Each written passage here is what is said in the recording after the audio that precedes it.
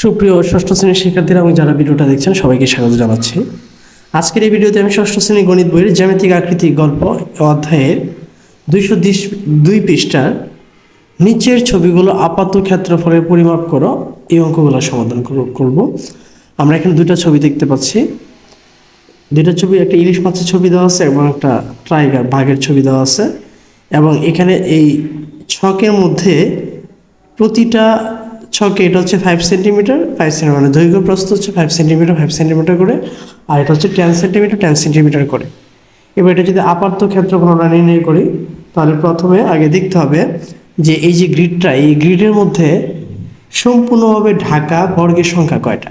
ঠিক আছে, সম্পূর্ণভাবে ঢাকা আমরা যদি ভালো করে খেয়াল করি, এখানে সম্পূর্ণভাবে ঢাকা বলতে বোঝাইতেছে যেমন এই যে এটা কিন্তু এই সম্পূর্ণভাবে ঢাকা, এটাও কিন্তু সম্পূর্ণভাবে ঢাকা, এটাও সম্পূর্ণভাবে ঢাকা, এটাও সম্পূর্ণভাবে ঢাকা।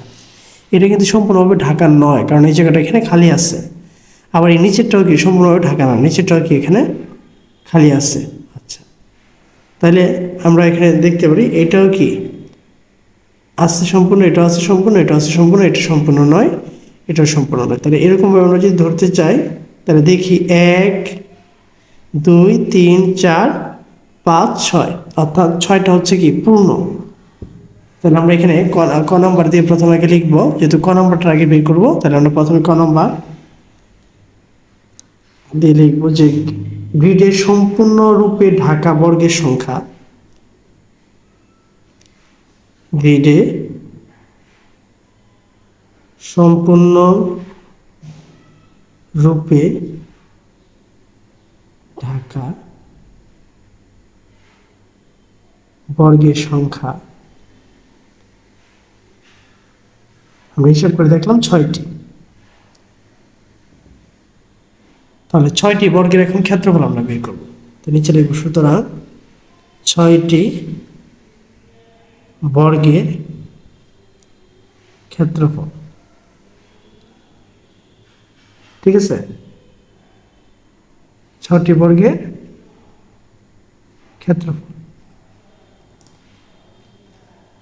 এখানে প্রত্যেকটার মধ্যে বাহু হচ্ছে 5 করে 5 করে, দৈর্ঘ্য 5 প্রস্থ 5। তাহলে আমরা লিখতে পারি 6 গুণ হচ্ছে 5 স্কোয়ার, কারণ বর্গের সূত্র হচ্ছে কি বাহু স্কোয়ার বা দৈর্ঘ্য স্কোয়ার, বর্গ সেমি। এবার আমরা এখানে লিখতে পারি 6 গুণ 5 25 হচ্ছে 5 হচ্ছে 25। এবার 6 25 আমরা গুণ করব, 5 6 30 শূন্য হচ্ছে 3, 6 দুগুণে 12 3 হচ্ছে 15, তার মানে হলো হচ্ছে 150 বর্গ সেমি। ঠিক আছে, আচ্ছা এবার আমরা লিখব হচ্ছে গ্রিডে যে আংশিকভাবে যেগুলো আছে, অর্থাৎ কিছু কিছু করে দেওয়া এরকম বর্গের সংখ্যাটা আমরা খেয়াল করি। 1টা 2টা 3টা 4টা 5টা 6টা 7টা 8টা 9টা 10টা 11টা, তারপর আছে হচ্ছে 12টা 13টা 14টা 15টা। ঠিক আছে, এটা হচ্ছে আংশিকভাবে দেওয়া। ঠিক আছে, তাহলে আমরা লিখতে পারি যে গ্রিডে আংশিকভাবে ঢাকা বর্গের সংখ্যা,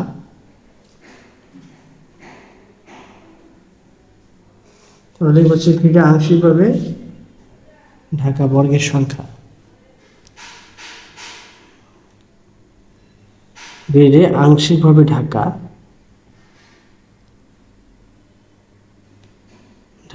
বর্গের সংখ্যা ধরে নাম হচ্ছে 15টি। আচ্ছা, সুতরাং 15টি বর্গের ক্ষেত্রফল।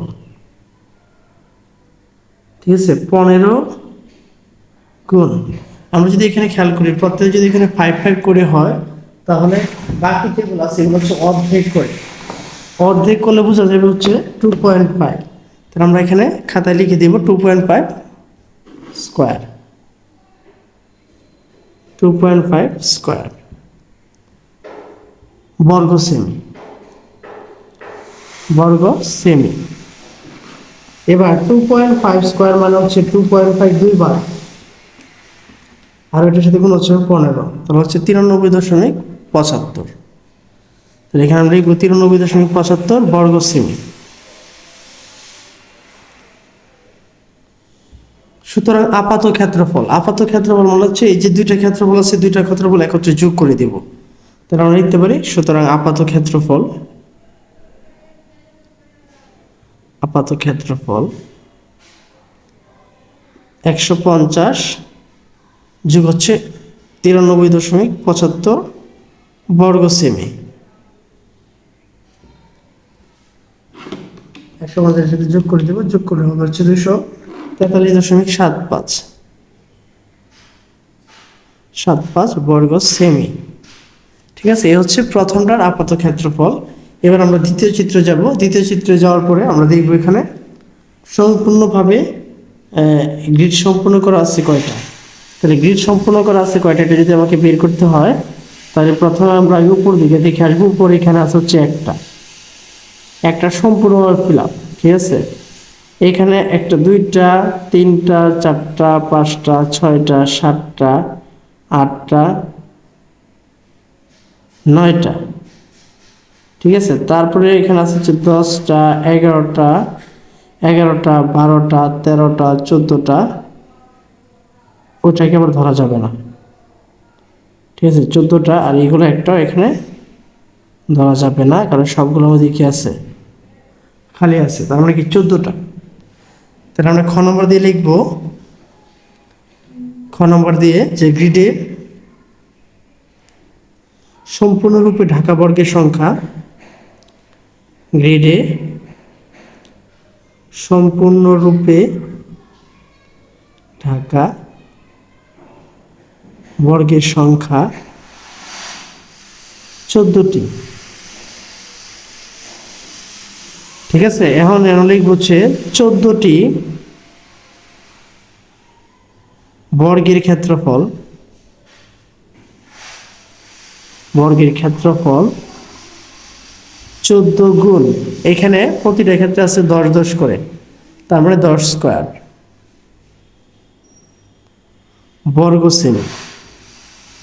10 করে হচ্ছে 100, 100 সাথে 14 গুণ করলে হবে 1400, 1400 বর্গ সেমি, বর্গ সেন্টিমিটার। ঠিক আছে, এখন দেখব হচ্ছে গ্রিডে আংশিকভাবে ঢাকা বর্গের সংখ্যা কয়টা।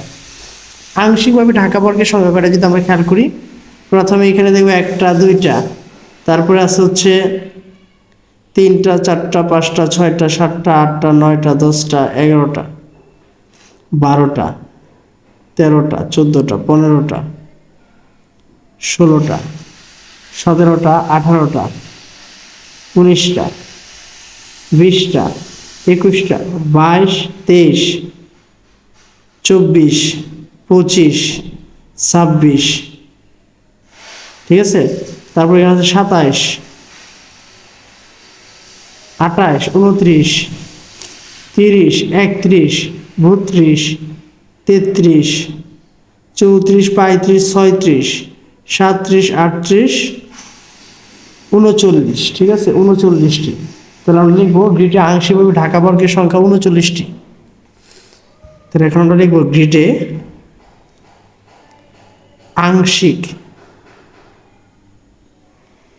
আংশিকভাবে ঢাকা বর্গের সংখ্যা 39টি। এবার আমরা নিচে লিখব সুতরাং 39টি বর্গের ক্ষেত্রফল, 39টি বর্গের ক্ষেত্রফল, তার অর্ধেক হয়ে যাবে 39 গুণ, আগেরটা ছিল হচ্ছে 10, এখন হবে 5 স্কোয়ার বর্গ সেমি। তাহলে 39 গুণ হয়ে যাবে হচ্ছে 25। তাহলে 39-এর সাথে যদি আমরা 25 গুণ দিই, তাহলে ফল আসবে হচ্ছে 975 বর্গ সেন্টিমিটার, 75 বর্গ সেমি। এখন এই যেখানে একটা ক্ষেত্রফল রয়েছে, এখানে একটা ক্ষেত্রফল রয়েছে, এখন এই দুটো আমরা একত্রে শুধু লিখবো কি, সুতরাং আপাত ক্ষেত্রফল, সুতরাং আপাত ক্ষেত্রফল 1400 যোগ হচ্ছে 975 বর্গ সেমি, একত্রে যোগ করে হয়ে যাবে 1400 আর এটা হচ্ছে 975, 2375 বর্গ সেমি। এই ছিল হচ্ছে তোমাদের বইয়ের যে দুইটা চিত্র দেওয়া আছে, দুইটা চিত্র যে আপাত ক্ষেত্রফল, একটা আপাত ক্ষেত্রফল আমরা বের করছি হচ্ছে ক নম্বরে যেটা 2437.75, আর খ নম্বরে যেটা এটা হচ্ছে 2375। ঠিক আছে, তো এই ছিল হচ্ছে তোমাদের বইয়ের 202 পৃষ্ঠার আপাত ক্ষেত্রফলের অঙ্কের সমাধান।